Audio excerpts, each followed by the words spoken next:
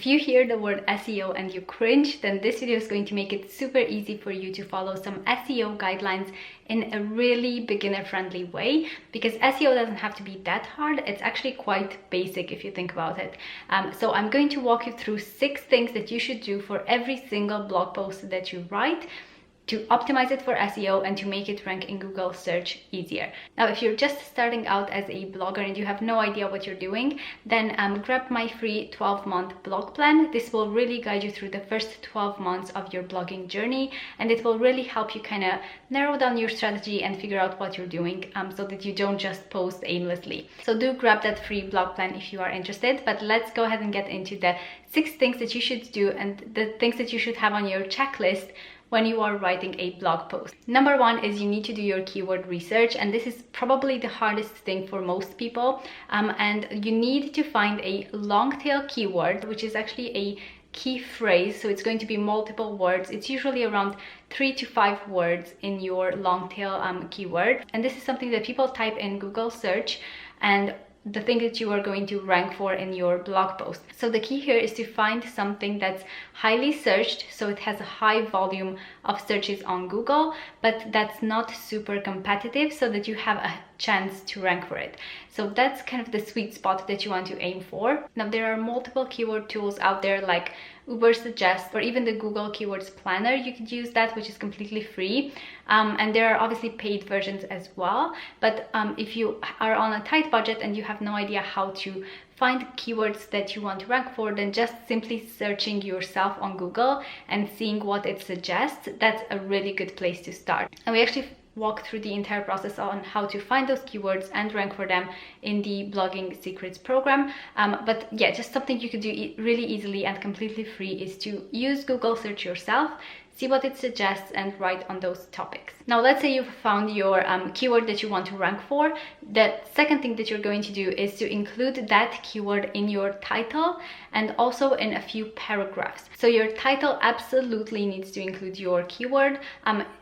Even if it's not specifically the exact phrasing of your keyword, it needs to include the main kind of gist of it, the main words. And then you will also want to include that keyword in a natural way in your in a few paragraphs in your blog post. So what I would usually do is include it in my first paragraph and then in my last one, or along the top of my blog post and at the bottom of my blog post. And then if it comes naturally, you could include it in things like a heading or just in your blog post content. But again, don't make it feel forced, just if it comes naturally in the content that you're trying to write. The third thing that you want to put on your SEO checklist is to include that keyword in the link, so in the URL of your blog post. You can edit this in WordPress. So when you're writing your blog post, you will have the option to edit the link, so the way that it will look like, and you want that link to include your keywords. So let's say one of the recent blog posts that I wrote was on blogging versus YouTube. So I have a full list of things you should consider for choosing blogging or YouTube. I will link that video as well if you are interested. But what I used for this, for example, for my link, I edited it to look like my blog name, so cappuccinoandfashion.com, and then I put blogging versus YouTube, and that's the link of my blog post.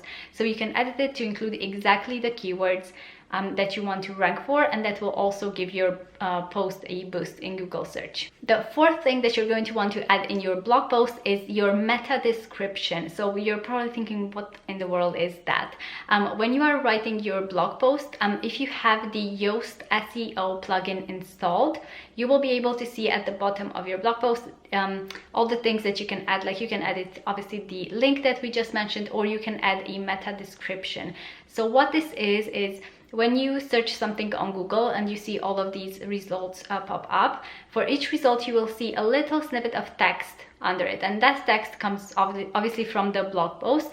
So what you want to do in this meta description is write the exact text that you want to appear in Google search. So what you want to include here is to make it clickable, so grab people's attention, and then also include your keyword that you just researched. So these 2 things really need to be in there, and your meta description can be, I think, 155 characters long. So keep it snappy, just short, but it needs to be descriptive enough for people to want to click through and read your blog post. Number 5 is keep in mind your image SEO. So what this means is before you upload an image to your blog post, you will save it on your computer and give it a name, like rename it to include your keyword.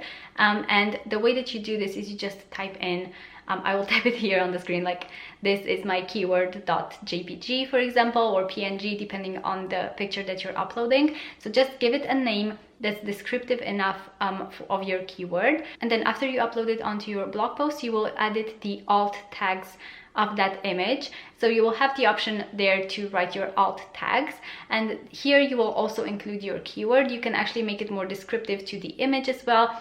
So just make sure that your images are also optimized for SEO.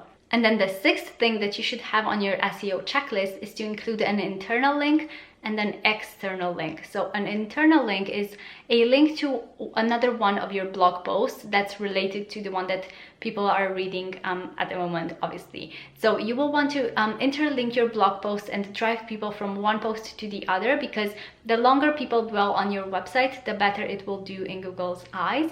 So you want to include at least one internal link to another one of your blog posts that's related. And then for the external link, you will want to include maybe a resource from another website that's highly authoritative, or just any other website or media that's obviously relevant to the blog post that you're writing. So those are the 6 things you should keep in mind for your SEO when you're writing a blog post.